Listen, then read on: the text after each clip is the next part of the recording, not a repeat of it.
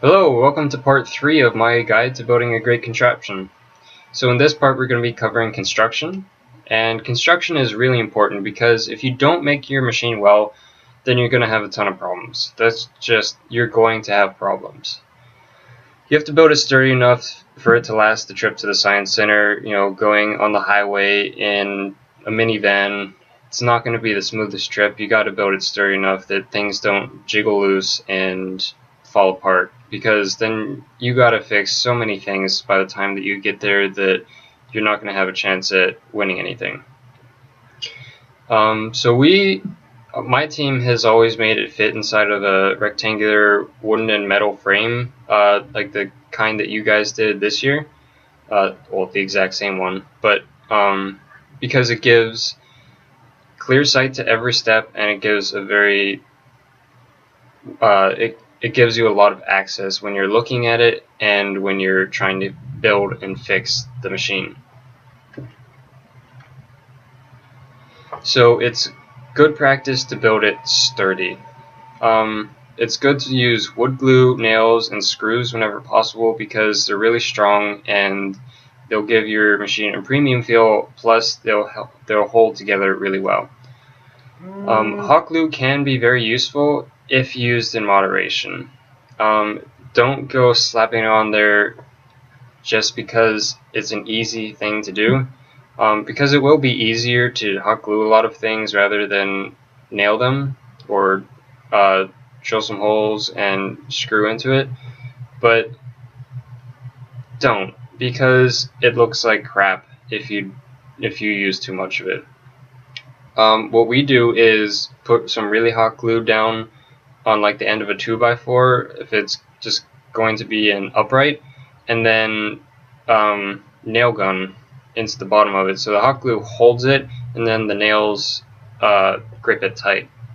But if you don't have access to a nail gun, screws work just as well, and probably better.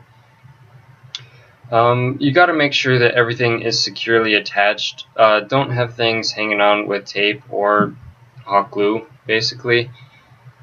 You don't want anything to flop around or be available to fall off when you don't want it to. And if you make it well, if you make the machine well and you make it sturdy, then you're not going to have a lot of last-minute repairs to do at competition day.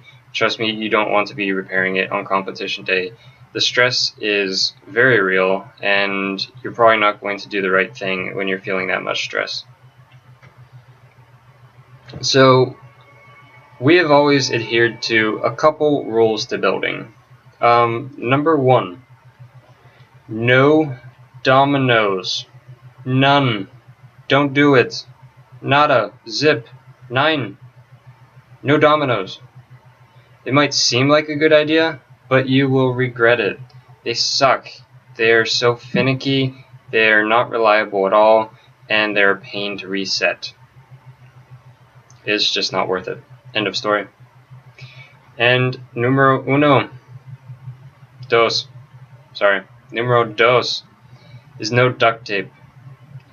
It does sound crazy, I know, but duct tape is not your friend in this competition because it's ugly, looks tacky, and it just doesn't fit. It doesn't paint well, it's always got rough edges, and it just looks tacky. I know I already said that, but it does. It just does not look good at all. And you want to present to the judges a good-looking machine, as well as good running, well performing. Yeah. If you really need to use a tape of some sort, use something other than duct tape. Maybe Scotch tape if you can, because that does paint. But I wouldn't really recommend using tape at all. If you do absolutely need to use tape, I have some space grade Mylar tape that is used on satellites that you guys can have if you want it.